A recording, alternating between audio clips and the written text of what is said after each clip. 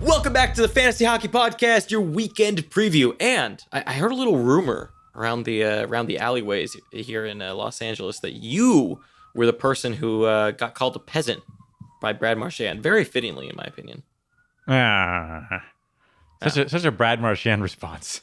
I tried to channel my inner Brad Marchand, and I think I succeeded just a little bit, which surprisingly is actually not my first 10 take here. So let's jump into 10 takes, and I'll give my first take, which is the accurate way to say that, not my 10 take. Anyways, so the Michigan, that's the first thing I want to talk about here. Let's talk about it for a second. So I think two questions here. I'm curious to get your opinion on. Of course, I have my opinion. For those of you that don't know what he's talking about the Svechnikov and Forsberg lacrosse-style goals from behind the net. The lacrosse goal. The real name for it is the Michigan. And then it became... I knew you'd say that, but some people aren't going to know what that means. So. It's called the Michigan. Anyways, so now we've had quite a few goals. We have about a Michigan or lacrosse goal once a month right now. That's what we're averaging. So what is the league? Do you think the league will let it continue, or are they just going to let it slide? So we probably stupidly talked about this a little bit ahead of time. It was one of those things where we were like, this would be an interesting topic to discuss, and then we just railed into each other about it for some reason. But we can't resist ourselves. It's too hard. So I don't know how I feel about it. I think it's fine, but I also think like if people get really, really good with it, the game is going to have to change a little bit to adjust to it. And it makes me wonder like how it's so hard to tell because like we're seeing this now really at the professional level becoming a thing. But like, remember when like what I kind of equated it to was the spinorama and how that was eventually gotten rid of from the shootout. I don't know that it's necessarily like a comparison that can be made directly, but it feels similar. I kind of see where you're going, but I feel like on one, a player already has a ton of advantage, and I feel like it's a little bit different to compare the shootout to something someone's doing in game. Now, well, it could have been a penalty shot too, for that matter. It would be hard to enforce though too. Like, what are you going to say? Are you going to say you can't have the puck flat on your stick in a game, or you can't? I feel like it's just going to be a little bit hard to. Yeah, the rule would be. The rule would be very weird. But and then I guess my second question here, because I know we talked about this offline too, and then I'll get into, and I think this is where we disagree the most, is do you think it would be easy or hard for teams to adjust to the Michigan to start preventing it?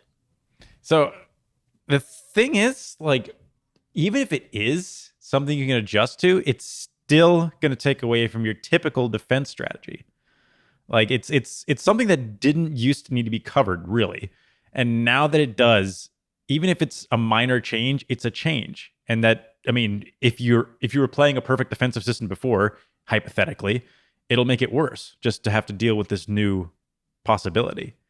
I'm not saying it's a good or bad thing. I think as long as it's not something that becomes super prevalent, which I can't imagine, but I think it's totally fine.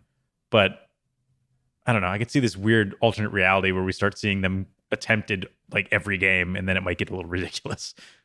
I mean, I'm shocked it took this long, because when you analyze how teams play defense normally, right? We were talking about this offline, is teams normally will retreat from the red line and almost let people have space in behind the net for the sake of protecting the slot. And so, for example, in that Forsberg goal, you see Forsberg coming around the boards, and I think it was Nurse who was right on the red line on the near post. And instead of going and potentially screwing up Forsberg's motion or not letting him have an easy path to the back of the net, he completely retreats all the way to the slot, which allows Forsberg to get that space. And it's the same thing, we had seen with Hoglander when he's been scoring down in international matches in Sweden. And then you also have Svechnikov, of course. And so to me, I think it's a kind of easy fix, and one that's going to be really interesting because it really changes up how you have to play defense now. Whereas now you're used to a system where you retreat off the red line and don't really pressure behind the net. Now you've got to pressure behind the net a little bit, and it gives a whole new dimension to that decision by the defenseman of whether you protect, what's more important, protecting the slot or protecting the lacrosse goal. Because I think now, especially one thing that a player could do, which is kind of interesting, is say that becomes a thing, right? Where you now attack and apply pressure behind the net. Someone could fake a lacrosse goal, get you to bite, and then put it in front, which I would love to see. I hope that happens. That's what I think is going to be the thing. And I've watched that Forsberg goal a ton of times, and I think it's like easier to react to it watching the replay. But the whole thing is face off to goal in under 5 seconds. So if you watch Nurse's like body motion, like his how he reacts to Forsberg coming up the boards, his first instinct was going like he was going to go after Forsberg. And then it seemed like he thought there was blown coverage or something. And he like goes the other direction, starts backing up. So I'm not entirely sure that he was totally willing to just let Forsberg do whatever. I think it was more that he didn't know what was going on behind him because the faceoff had just happened and people were like scattering. So I think there was some confusion there. But even if there wasn't, I'm not sure that his approach would have been, try to get in front of Forsberg. Because he would have been essentially at a standstill when he came around there. So if he bites wrong, there's a chance that Forsberg blows by him on the near side in front of the net, and that's even more dangerous. That is true. I mean, I think it just adds a new dimension of how you have to play it. But regardless now, like knowing that players can do this, you just can't let people get behind the net that easily. I mean, in general, you probably shouldn't be letting people get behind the net easily anyways, because the highest probability of goals is when someone's playing it from behind the red line out in the middle. So you shouldn't really, I don't think you should let someone get back there anyways, but it's just the thing that's going to have to change in the NHL, and I'm curious to see where it goes. I bet it'll take a while. I don't think that this lacrosse goal thing is going to become like super popular overnight, but now that we've seen it be successful in a few different, Forsberg's was a backhand. So now that we know that there's a hand, wasn't it? I'm pretty sure he did it on the other side, right? I don't think it was a backhand. Maybe it wasn't a backhand. It was like a lacrosse style backhand. It wasn't I know what you're saying. Yeah. It's not. It was, but it wasn't. It was different than. It was a more complicated goal than the two Svechnikov goals so far.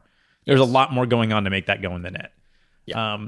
So I'm not sure that we're going to see a ton of them kind of coming up soon, but we'll see. This is going to be the longest 10 takes ever because the next one is also going to be long. The Michigan, like, who did you expect to sign up for a 10-minute discussion on the Michigan on the Fantasy Hockey Podcast today? No, you did not. But guess what? You have been treated to it now. Well, at least people know what the what's the Michigan next is one? now. Yeah, it's true. But okay. So there's an elephant in the room, I think. We're recording this Wednesday night, so this is super fresh news. We don't really know all the details, including whether or not this guy is going to coach the All-Star game. Gerard Gallant was fired. Peter DeBoer was hired. I'm Yikes. baffled by this. Baffled. I don't understand at all. I feel like Gallant was doing an excellent job. Some people in Discord were joking, I guess you just can't lose to Buffalo this season. It's like, yeah, apparently losing to Buffalo, you get fired in Vegas for some reason. But one of the crazier takes is that the GM, Kelly McCrimmon, on why he changed coaches. This is coming from Wayne Scanlon. I found the tweet today. He had said it wasn't a specific block of games, more just the feeling that a change might be needed. I wish I could be more specific. I feel like he must have lost the room. I don't know. I don't know because what happened. It's been confirmed that it was solely performance based. So that is ridiculous. Yeah, so we can rule out that. And then, here he's saying it wasn't a specific block of games. I've got to feel like it's a room thing where people just aren't reacting. They are top 3 in everything pretty much, except for save percentage, at which they are 25th right now. That is what has been killing Gallant. Well, wait, who are you saying was made the decision here? Well, the GM said that. I don't know who made the decision. McPhee, right? No. McPhee's not there. It's Kelly McCrimmon. McPhee's not on the Golden Knights. I don't know who Kelly McCrimmon is, but McPhee's the GM.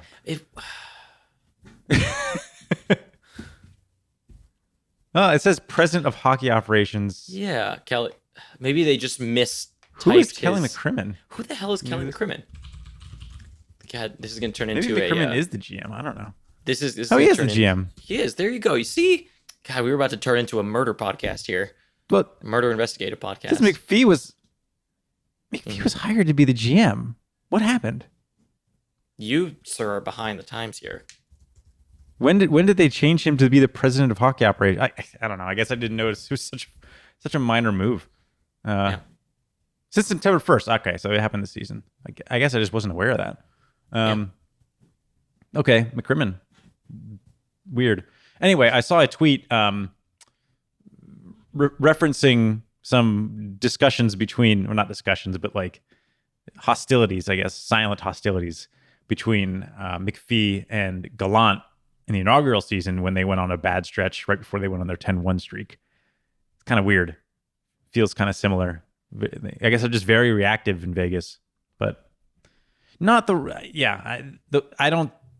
I'm not only am I confused, I actually think this is the worst like transaction to happen in hockey since the Halford-Larson deal. Just I don't understand it at all. I think Gallant was doing a great job. He turned a team that everybody had zero faith in into a cup contender in the same year.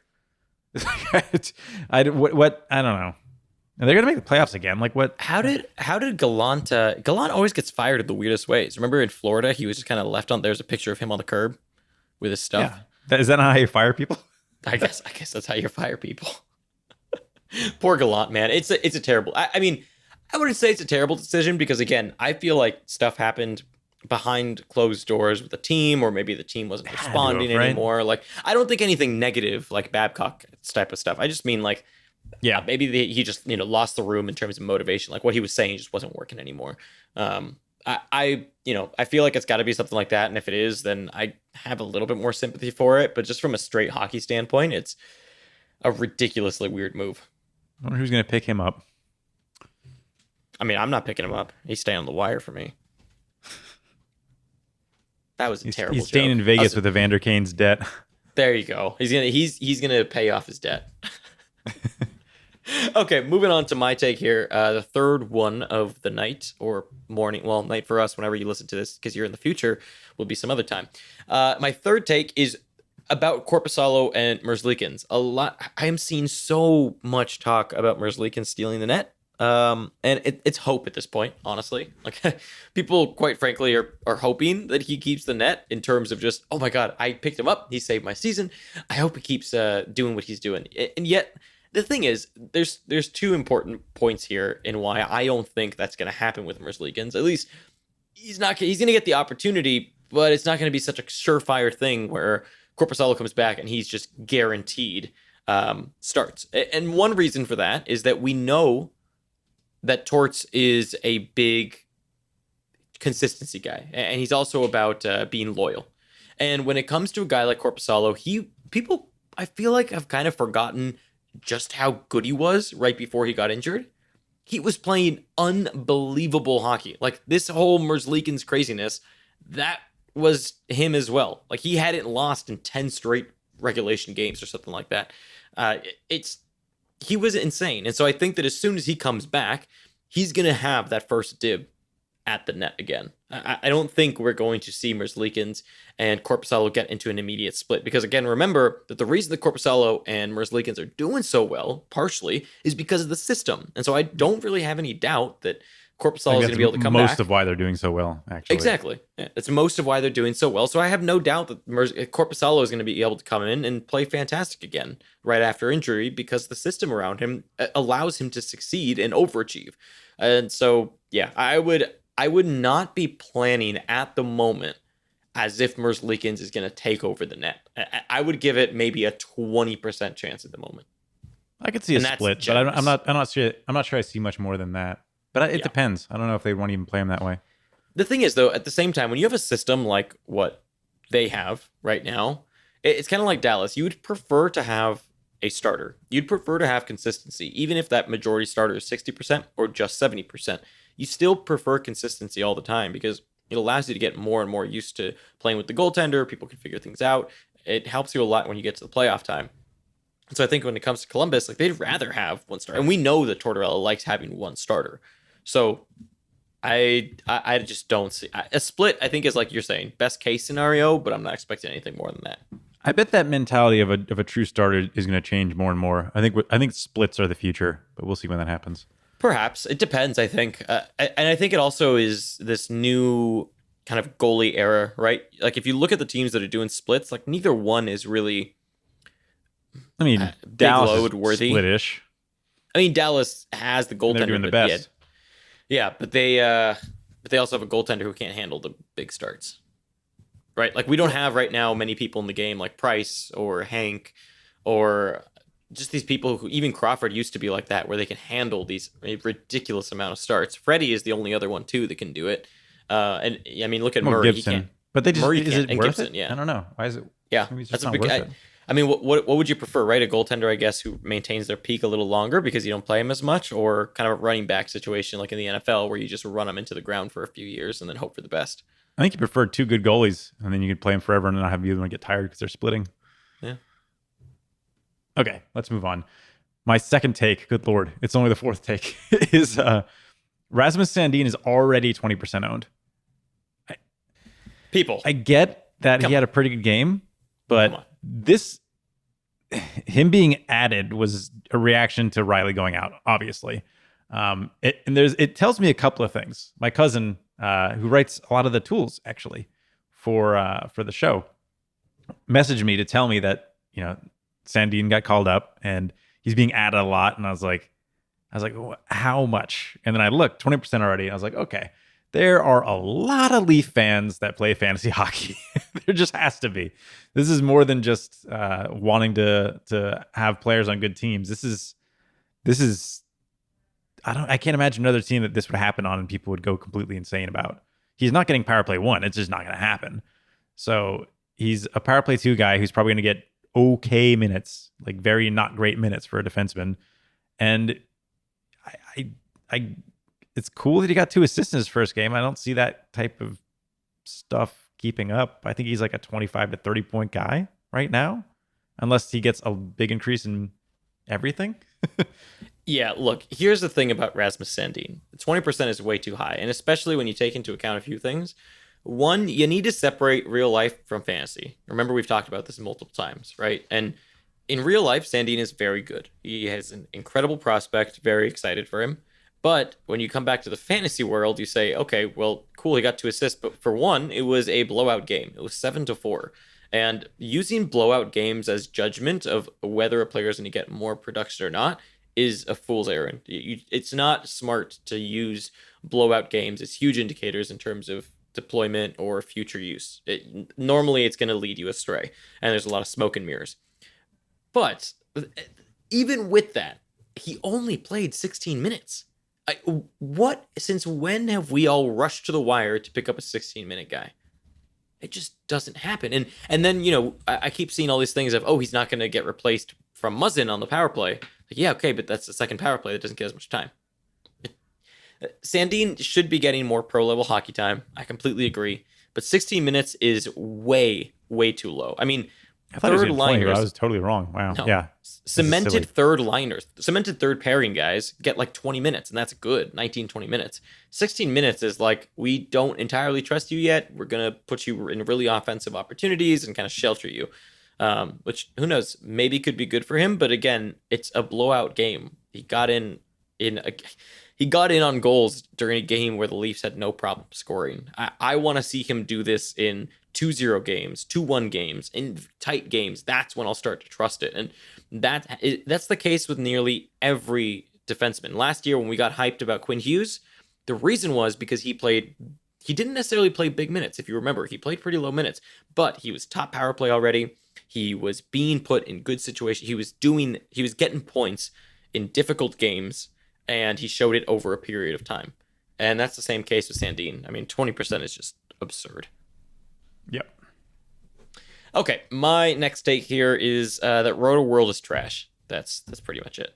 I mean, what did they say? That Coleman shouldn't be owned in any league? Seriously? Yeah, in any format. It's like, except for most of them. So irresponsible of them. I mean, I hate those Roto World advice things so much. I would tell someone in my league, I would make sure every year, if you have new players, to tell them, hey, by the way, never use that advice. Ever. Yeah. because Just it use it is for an injury wrong. feed. Yeah, use it for injury feed and news on the player, but the actual advice section is just awful. They very oftentimes will say must add or don't add, and it's these things that how could you possibly say that? I mean, if you listen to the show consistently at all, you know that we won't tell you anybody is a must add. And that's because there's too many combinations of leagues out there. It is irresponsible from a journalistic standpoint to tell somebody must add because Yeah. it's not, you don't know everyone's situation. It's different. We try to give you the tools to make that decision and the information to make that decision. We may lead you towards, this player is really good and you probably want to pick them up, but we'll never say must or never. And just almost any site that will do that, I usually will put them, like, the more times they do it, the more I knock them down on my rankings of how much I like them. Because I'll keep this short, but basically, we don't know if you're a brand new fantasy hockey player that's in a 4-person league, right? We don't know if saying, and this is just a minor part of the reason not to call somebody a must add, but let's say, okay, we're reacting to Kubalik, 2 goals, 9 shots, playing great lately. If you call him a must add, there are players that are going to drop slumping. Think about Goudreau a month ago or something. People would drop Goudreau for a Kubalik because you're calling him a must add, and they're looking at the recent production and just kind of reacting to that. Oh, this expert tells me that this player is a must add. I'm looking at my other player. I don't know any better because I'm new to hockey. Like, yeah. We're trying to give you the point of those advice columns and of this show and of all the other kind of fantasy hockey content out there is to help you make informed decisions. And calling somebody a must add is us telling you to make a decision that we are completely uninformed about. So how could we inform you properly? We're just trying to give you the numbers and give you the reasons and how to evaluate it. Get smarter, right? Yeah. And I guess I just always get mad when I see places that have a lot of viewership or are just in a very prominent place that could lead especially beginners astray. It's just so irresponsible. People rely on you for advice there, and you want to give something like that. Like you said, if you're, in a 6-person league or something and you have some pretty good players on the wire, Kubalik, of course, is probably not a must add. There's probably better on the wire there. You just need to know how to evaluate it. So that's the end of my rant there. Okay, what's your next one here? My next one, thankfully to everybody, is short. Next week is an extended week on Yahoo. It's the All-Star break week. So it is a 2-week week. 2-week week. 2-week week. So, yeah. Say that 3 times but fast. There's one more thing to pay attention to. If you are one of those teams, I actually have a team just like this, that is holding a handcuff to hit your minimums. There are 3 teams that will not hit minimums because they only play 2 games over that 2-week period. And one of them is the Islanders. So that's a fairly prominent team to handcuff. The other 2 are Colorado, another fairly prominent team to handcuff, and Chicago, a kind of less prominent, but still possible, considering Leonard and Crawford's split, at least up till recently. That's a very good call out. Yeah, just keep... I had to pay attention to this because our listener leagues are locked for the week. So if I don't make a decision on one of my listener leagues that I am holding onto both Islander goalies, I will be screwed. So, yep. Good call out. So my next point here is for people who are at the top of the table. So if you're at the top of the table and you're starting to get trade hungry, I know that the trade deadline is coming up here soon for a lot of leagues. Don't forget to look at playoff schedules in your own composition. Like, I would absolutely, if you're going to start to go out there and try to make trades or make your team better or whatever, I would absolutely go and take a look at your entire playoffs. Like, go through Yahoo. If you're on Yahoo, go through the dates and find the first week of your playoffs and set your lines for each playoff matchup, potential playoff matchup, and just get an idea of how you stand on each one. Go through and take a look at, these 3 people are, you can get a rough idea of who you probably think will be staying on your team and who won't.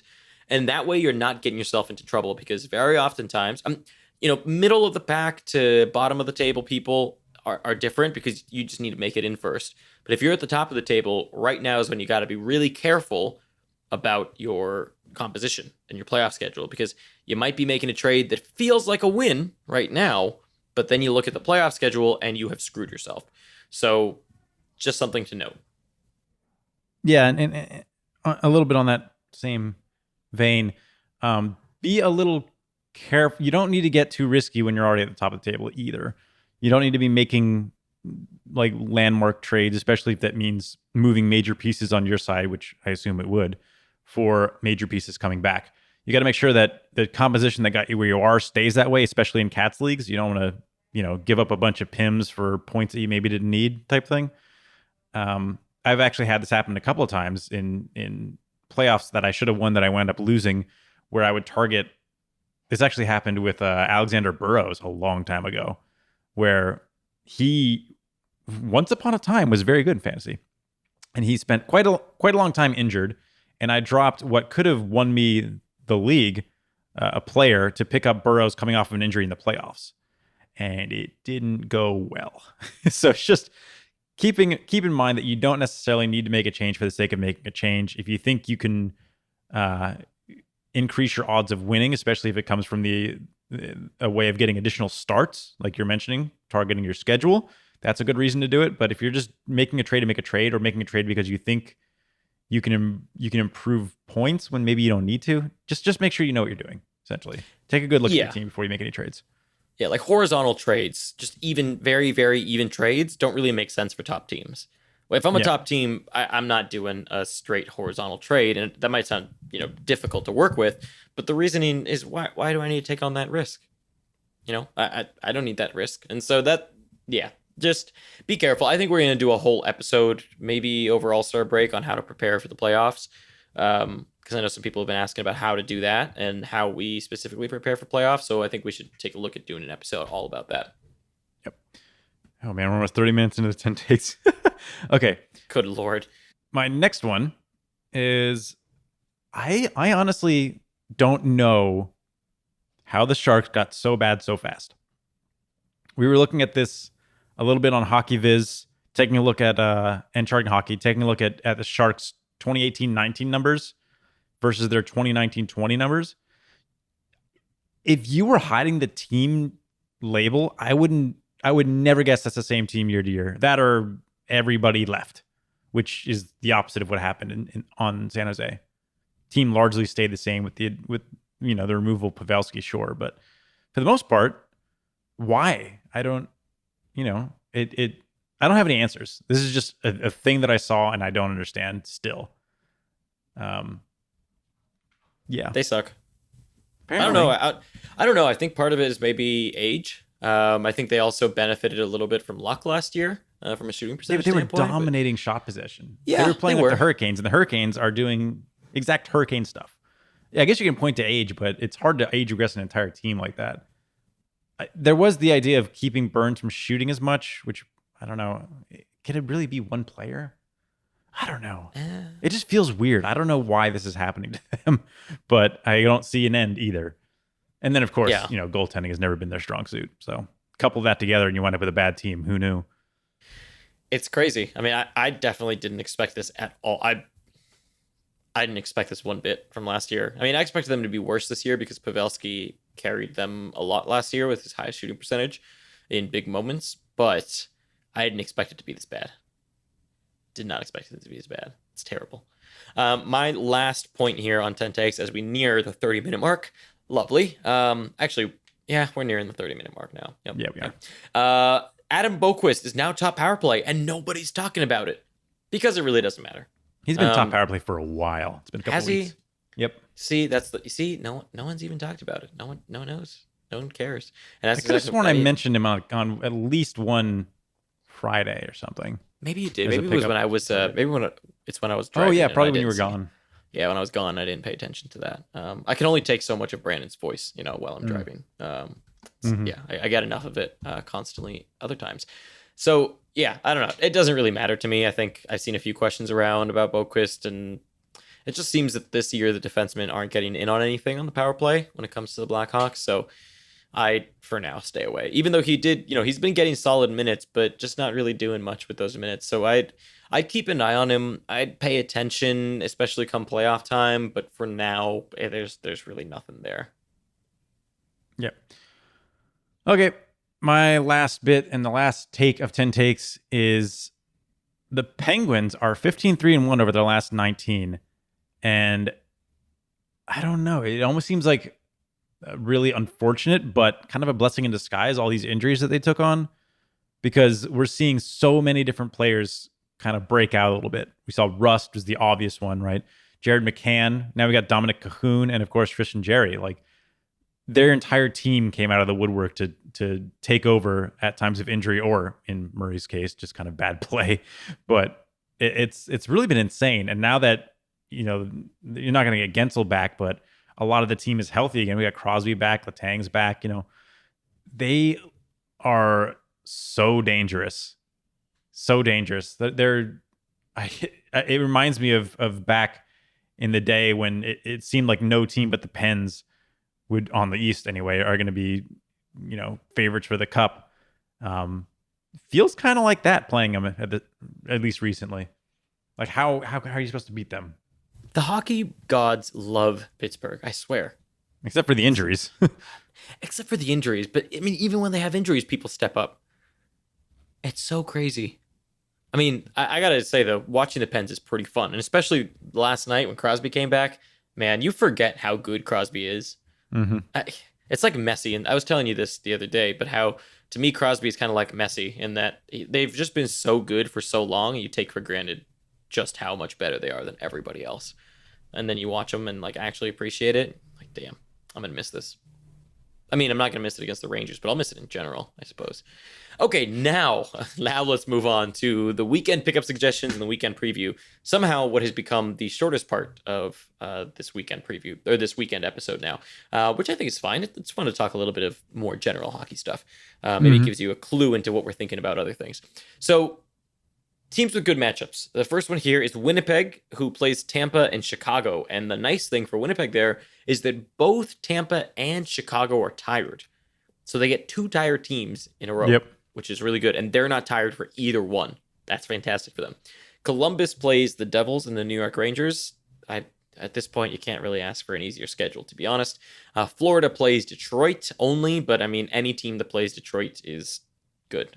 And Florida plays on Saturday, unfortunately, but hey, maybe you have a Saturday slot. Teams with bad matchups are going to be Chicago, who plays Toronto and Winnipeg. The New York Islanders play Washington and Carolina. Those will not be easy. And Carolina will be rested. So the Islanders will be tired. Carolina will be rested for that matchup. And then the teams that play both off nights, so Friday and Sunday, is Winnipeg, Carolina, and Pittsburgh. So now we jump into the actual suggestions for the weekend. And you know what? Before I do that really quick, if you haven't already, be sure to check out Sit Start Saturdays on YouTube. So we do a live stream on Saturdays for an hour, hour and a half, and we take questions ranging from trade advice to roster composition to who you should sit and start, like the name suggests. So if you haven't checked that out already, be sure to check that out on our YouTube. You can just search a Fantasy Hockey Podcast, and those happen Saturday mornings. So pay attention to that. Okay, so my first one here is going to be from Carolina, and that's Nino Niederreiter, left wing, right wing, 20%. They recently switched up the lines, and he's currently playing with Stahl and Aho and Turbo. My bad. So Aho and Turbo, and then Nino is on the left wing. So good deployment for him. There's honestly not that many good people, I'd say, on Carolina this week or this weekend. All the people that I'd want are pretty much taken for the most part. But Nino, it feels like the best bet over guys like Nakash or Stahl or even Howell, honestly. Yeah, I put Howell on here just because of the power play. Hoping for the best there, as he's always seen a spark there, but we'll see. He's kind of like a Kadri now at this point, though, on the power play, where he doesn't really factor in on the points. He's on there, but he doesn't really factor in. We'll see. 23%, still decent. Yeah, he's probably my second favorite to Nino, I think. I think it's Nino and then Howla. I mean, I've dropped Howla in all my... I planned on streaming Howla all week, and I've dropped him in the ones that I picked him up for other people just because you could do better. So I have 3 Pittsburgh Penguins. Yep. Because honestly, there's nothing on Winnipeg that's even close to enticing. I have one. You have one Winnipeg player. Okay, so I'm going to give one of my Penguin players, and you can give a Winnipeg player, and then I'll do my last 2 Penguins players, because I don't want to do all 3 here. So my first one is a very simple one. It's just for hits, and that's Brandon Tanev, left wing, right wing, 29%. I'm actually surprised he's 29% owned, but he gets a ton of hits, and those 2 off nights are pretty nice for him. Yeah. I've got 2 Pens also, so I just do one of them. they're both kind of obvious, I think, at this point. But I'll give the lower owned one, and that's Dominic Cahoon, left wing, right wing, 7%. Great ad for this weekend. Still getting that deployment with Malkin and Russ. That line, I like that line. I mean, I picked him up in my keeper league, and I am holding on. I love what he's doing. He's clicking so well. And along those same lines is Jared McCann, center left wing, 29% owned, long-term option in my opinion. I think he's getting deployment right now 5-on-5 with Crosby. And as we've seen before, when people click with Crosby, they really click with Crosby. And so this could be a magical connection here. Again, sometimes it doesn't last very long, right? So we've seen at times when people have come up, they play really well with Crosby, and then they slow down and they're taking off pretty quick. And so that could be the case with McCann, but maybe not. At least for this weekend, I actually think I like him more than Cahoon. I think it's McCann then too. Cahoon. My last one, and this is my only Winnipeg player, and it's a bit of a stretch. So this is for your deeper leagues out there. And it's mostly because Winnipeg gets 2 tired teams, and they're rested for both. So that's perfect matchup. And that's Andrew Kopp. Center I left almost wing, put him down here too. Yeah, 1%. I looked into it because I saw him playing. He's on Wheeler's wing on the second line. It looks like Roslovic has been moved down, and so that in and of itself is obviously the reason that I'm looking at him, but that's not quite enough because if he's going to be doing that and playing garbage minutes, then it doesn't really matter. And I looked at his minutes; he plays every once in a while. He's playing 20 minutes, so he's been playing 16 to 20 minutes.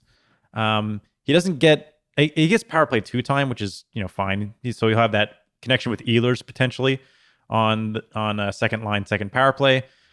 But 1% owned. He does get 2 tired teams, and one of them's Chicago. So, and he gets to be rested for both, and he's in decent deployment. He's not exactly a lights out guy, but in a pinch, he might be able to get a point or 2 this weekend. Yeah, potentially. I could see it. I mean, the reason I almost added him was those 20 minutes as well. And then I looked at him, I was like, oh, he's just he's such kind of a black hole at the moment that I couldn't do it. But yeah, I like that take a lot, especially for really deep leagues. The 20 minutes are super enticing. My last one here is for points specifically, and that's John Marino, defenseman, 16% owned on the Penguins, really just largely for points. He's actually been relatively consistent over the last few weeks in getting assists, so he's a pretty good gamble to get an assist this weekend, especially given their pretty good schedule. It's not best schedule in the world, but it's good enough that I like betting on a guy for points like Marino. And that is it. I hope you enjoyed the longest 10 takes in the history of 10 takes. Not that 10 takes has a long history, but in the short history, it does have, how many times can I say history in the same sentence? That was the longest one. The longest 10 takes in 10 takes short history. Yes. There you go. I'm going to call it 10 short takes, but sometimes 10 long takes. Thank you for listening. We will catch you on Monday. Well, Sunday for the week preview. Hopefully not Monday, because that means it would be late. And be sure to check out Sit Start Saturdays. Thanks for listening. Yep, thanks for listening. Thanks for watching this episode of the Fantasy Hockey Podcast. If you enjoyed it, please give it a thumbs up and consider subscribing. We put out videos all the time, and we just want to help you win. Speaking of videos, you might want to check out these cool ones right over here.